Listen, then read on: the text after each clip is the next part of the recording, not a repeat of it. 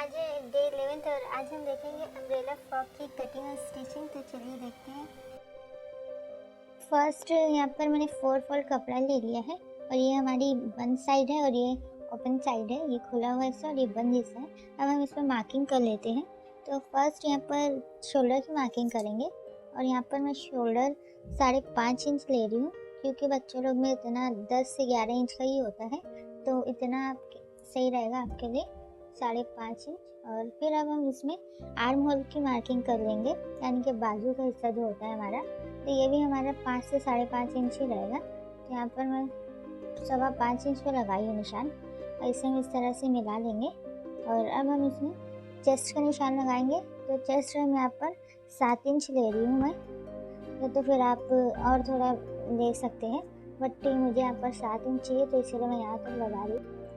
यहाँ पर मैं 6 इंच कमर का निशान लगाऊंगी, क्योंकि यहाँ पर मैंने लूजिंग मिलाकर 6 इंच पे लगा रही हूँ। वैसे हमारी कमर मेरे को 4 इंच लेना है, तो मैंने इसमें 2 इंच एक्स्ट्रा और उसमें बढ़ा दिया है, इसके लिए यहाँ पर मैं 6 इंच का निशान लगा लूँगी। और फिर हम इसको और इसको मिला लेंगे, ये दोनों पॉइंट्स को हमारे सीधे में। और इसके बाद हम इसमें आर्म होल की गोलाई की मार्किंग कर लेंगे। तो यहाँ पर हम 1 इंच पर निशान लगा लेंगे, इस तरह से खड़ा वाला। और फिर यहाँ से हम इसमें 2 से 2.5 इंच पर, यहाँ पर मैं 2.5 इंच पर बाहर निकालूंगी, ताकि हमारा गोल शेप अच्छे से बन जाए। तो यहाँ पर इस तरह से गोल शेप का निशान लगा लेंगे। और सेकंड हम इसमें गले का निशान भी लगा ले रही हूँ, किस तरह से लगाना है हम ये भी देख लेते। अब हम गले का निशान लगाएंगे। तो यहाँ पर मैं गला 2 इंच का लूँगी। ये मैं आगे का और पीछे का दोनों एक साथ मैं आपको मार्किंग करके बता देती हूँ।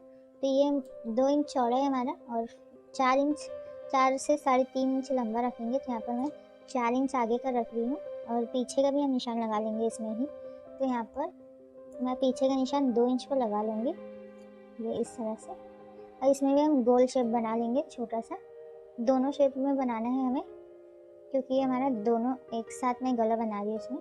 तो फर्स्ट हम इसे काट लेंगे, और सेकंड अंदर का पल्ला निकाल कर इसे काटना है, ताकि आपका गला पीछे का भी बड़ा ना हो। और इसकी लेंथ आपको ले लेनी है जितनी लेंथ लेनी है। तो यहाँ पर मैंने 10.5 इंच लिया है लेंथ, आप 10 इंच या 11 इंच भी ले सकते हैं। तो अब इसकी हम कटिंग कर लेते हैं।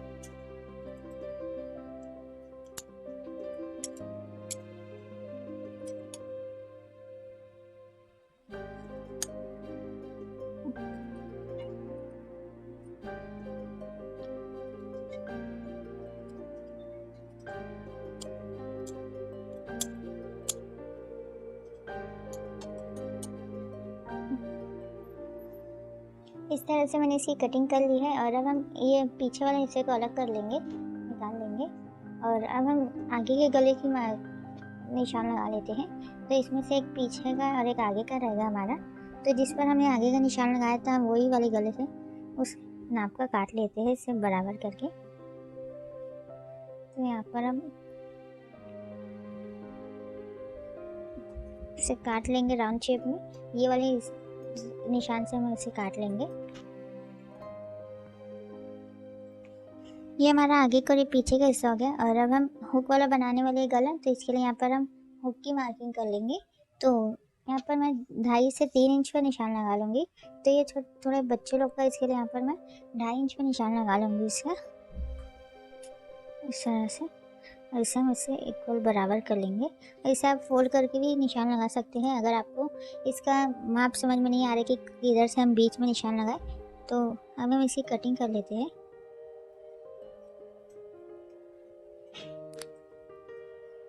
तो यहाँ पर मैंने इसकी कटिंग कर ली है। अब हम घेर की कटिंग कर लेंगे। तो यहाँ पर मैं 2 फोल्ड कपड़ा ले लेती हूँ।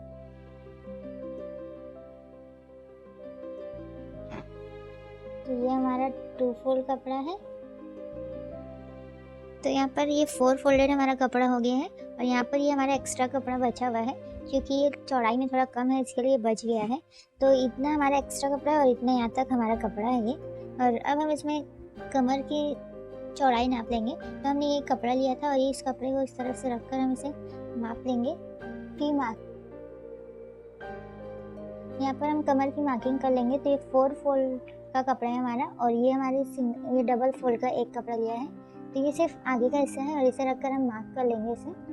इस तरह से इतनी हमारी कमर हमें इसके बराबर की चाहिए, तो इसके लिए यहाँ पर मैं इतने पर निशान लगा दे रही हूँ। और अब हम लंबाई ले लेंगे इसकी, तो यहाँ पर मुझे लंबाई कम से कम 14 से 15 इंच चाहिए। तो यहाँ पर मैं 14 इंच मुझे रेडी चाहिए, तो इसके लिए मैं 15 इंच पर निशान लगा दूँगी।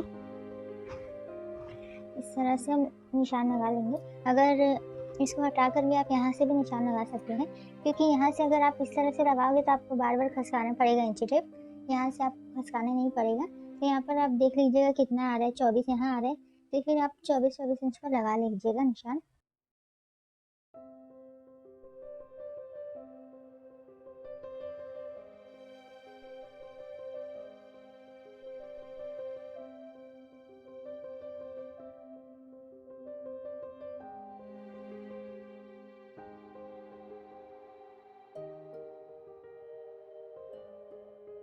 लगा लिया है। अब हम इस मार्क को जोड़ लेंगे एक ही इसमें, और अब हम इसकी नीचे से भी, इधर से भी, कमर वाली साइड से और घेर वाली साइड से इसकी कटिंग कर लेंगे। तो इधर पर ये हमने काट के निकाल लिया है, और अब हम इसका ये कमर वाली साइड का भी कटिंग कर लेंगे।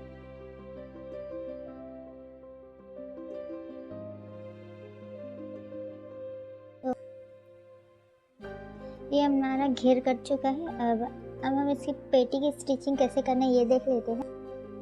तो अब हम इसकी स्टिचिंग कर लेंगे। तो देखिए, तो हम इसे सिंगल फोल्ड में फोल्ड कर लेंगे। इस तरह से हम फोल्ड करते हैं, और इस तरह हम पूरा फोल्ड कर लेंगे, और इसमें हम फिर पट्टी लगा लेंगे। तो चलिए इसकी स्टिचिंग कर लेते हैं।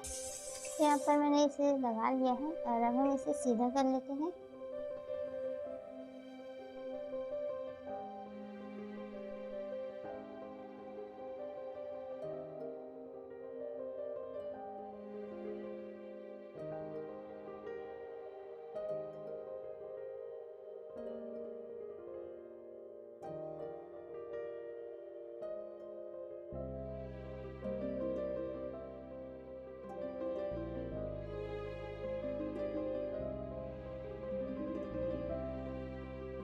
तो दोस्तों, अगर मैं आपको स्टिचिंग करते करते स्टेप एक्सप्लेन करके बताती तो ये वीडियो काफ़ी लंबा हो जाता। इस वजह से अभी मैं आपको सारे स्टेप एक्सप्लेन करके बता देती हूँ। इसे आप नोट करके भी रख सकते हैं। स्टेप 1 हम देखेंगे कि गले की स्टिचिंग मैंने किस तरह से की है। तो जिस तरह से आपका गले का शेप होता है, जैसे अब मेरा राउंड शेप में हो गया इस तरह से, ये जो हो गया ये आपका राउंड शेप में गला बन गया है। इस तरह से अगर आपका गला है तो आपको उसे किस तरह से मोड़ना है। तो फर्स्ट आपको अंदर वाली साइड मोड़नी है इसे। ये जो हमारा कपड़े का एंड हिस्सा होता है, क्योंकि इधर से कपड़ा हमारा कट जाता है तो इस तरह से शेप में आता है। तो इसे हमें अंदर एक फोल्ड कर लेना है इधर से। फिर जो आपका कोना होगा ना उसे पकड़ना है, फिर उसके ऊपर एक और एक बार इधर का हिस्सा एक और एक बार इसके ऊपर रखना है, और फिर उसे किनारे से इस तरह से सिलाई लगा लेनी है। और सेकंड स्टेप हम पीछे का गला बनाना कैसे ये देख लेते हैं। तो पीछे का गला आपका जो भी शेप का है उस हिसाब से आपको स्टिचिंग करना होगा। तो जैसे आपका गला अब यहाँ पर हुक वाला बना रहे हो, तो हुक वाले में इस तरह से होता है गला, ये यहाँ से गोल होता है और यहाँ से ये इस तरह से बना हुआ होता है। तो इसमें आप अब कैसे बनाएंगे, तो इसमें आपको पट्टी लगानी पड़ेगी, क्योंकि अब मोड़ नहीं सकते हैं सादा सी। तो क्योंकि ये इस तरह से सीधा है नीचे से, इस वजह से तो इसमें आपको पट्टी लगानी होगी, और इसी शेप की आपको पट्टी लेनी होगी। और इधर से ये बाहर वाला हिस्सा होता है, इसे बाहर वाला हिस्सा कहते हैं, इधर का जो हिस्सा होता है। तो यहाँ पर इस तरह से मैंने पट्टी ले ली थी, और जो हमारा पट्टी का बाहर वाला हिस्सा था, ये वाला हिस्सा जो मैंने अभी बताया कि इधर का जो हिस्सा होता है, तो ये बाहर वाला हिस्सा होता है। तो इधर वाले हिस्से को हम मोड़ लेंगे आगे में, और सिंगल में मोड़ेंगे तो चल जाएगा ये। और उसके बाद हम इसे पर लगाना कैसे ये देखेंगे। तो जो हमारा कपड़ा है बैक साइड का, उसे हम सीधा रख लेंगे, और ये जो कपड़ा है हमारा पट्टी जो होगी हमारी इस शेप की, इसे हम उल्टी रखना है। कपड़ा उल्टा रहना चाहिए, इसे इधर का इधर नहीं रखना है, इसे उल्टा सिर्फ रखना है, बस ऐसे ही शेप में रखना है। और उसे फिर आपको इधर से जो आपका शेप होगा, इधर से आपको आधे इंच अंदर दबाकर सिल देना है। तो इस तरह से आपका पीछे का गला भी जो है बन जाएगा। और नंबर 3 स्टेप में हम इसे शोल्डर जोड़ लेंगे। तो शोल्डर जोड़ना तो काफ़ी सिंपल है इसमें, क्योंकि हमारी जो बैक साइड का होता है उसमें हमें बैक साइड के पल्ले को उल्टा रखना होता है। ये हमारा पल्ला है इस तरह से इधर पर, ये हमारे शोल्डर का हिस्सा है इधर से ऐसा। तो इसमें आपको क्या करना होगा कि ये वाले हिस्से को हमें सीधा रखना होगा, नीचे वाले हिस्से को, और जो आपको आगे का पल्ला होगा उसे आप उल्टा रखकर उसे स्टिच कर दोगे। तो जैसे मैंने बताया कि इस तरह से वो सीधा होता है।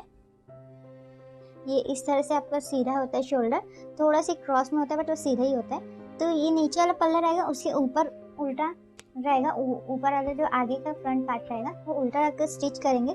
तो बट हमारी जो पट्टी थी उसमें हमने सिलाई नहीं लगाई थी अभी किनारे से, तो जो हमारा आगे का फ्रंट वाला पार्ट रख देंगे उसके ऊपर, तो उसके बाद हम उस पट्टी को उसके ऊपर फिर से रख देंगे और फिर उसे स्टिच कर देंगे पूरा अच्छे से।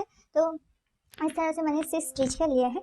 नंबर 4 स्टेप है हमारा, जो हमने पट्टी लगाई थी उसमें हम किनारे से सिलाई लगा लेंगे। तो पट्टी का हमारा शेप था इस तरह से, कुछ था वो हमारा शेप। तो अब जो हमारी पट्टी थी इधर से हमारी खुली पट्टी थी, तो इधर से हम उसमें सिलाई लगा लेंगे।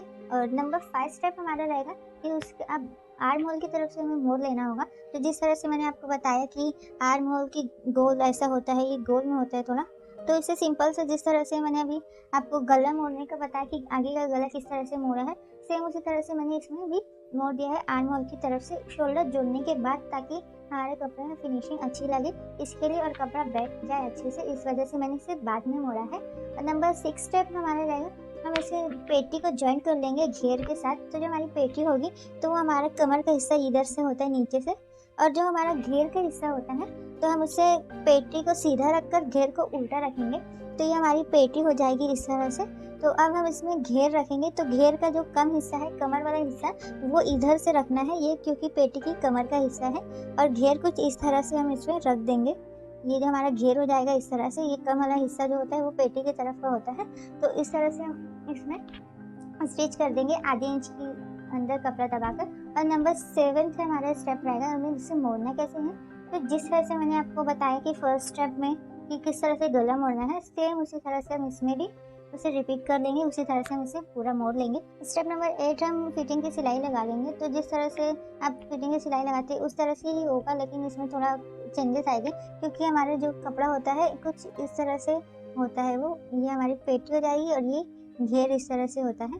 तो अब जो हम यहाँ पर 1 इंच पर अगर आप दबाते हो कपड़ा सिलने के टाइम, अगर जितना ढीला टाइट रखना है उस हिसाब से रहता है, बट अगर आप 1 इंच पर दबाते हो तो यहाँ तक आपको 1 इंच पर ही दबाना होगा पेटी तक। लेकिन जब घेर के नीचे नीचे आने लगेगा तो वैसे आपको कम करना पड़ेगा वहाँ पर कपड़ा अंदर। जैसे अब यहाँ पर 1-2 इंच नीचे आपका आ गया, तो यहाँ पर आपको पौना इंच, फिर थोड़ा नीचे आपको आधे इंच पर, इस तरह से आप सिलाई लगाएंगे तो आपका घेर भी अच्छा आ जाएगा और इससे आपका कपड़ा उठेगा भी नहीं। क्योंकि अगर आपका कपड़ा अंदर ज़्यादा रहता है तो उससे आपका कपड़ा जो है उठने लगता है और सिलाई भी दिखने लगती है। इस वजह से अगर आप इस तरह से करोगे तो उसमें ज़्यादा उठेगा भी नहीं कपड़ा और आपका घेर भी अच्छा से आ जाएगा और सिलाई भी नहीं दिखेगी। तो इस तरह से मैंने अम्ब्रेला फ्रॉक की स्टिचिंग की है। वीडियो पसंद है तो लाइक और चैनल को सब्सक्राइब जरूर कर दीजिएगा। तो मिलते हैं नेक्स्ट वीडियो में। Thank you.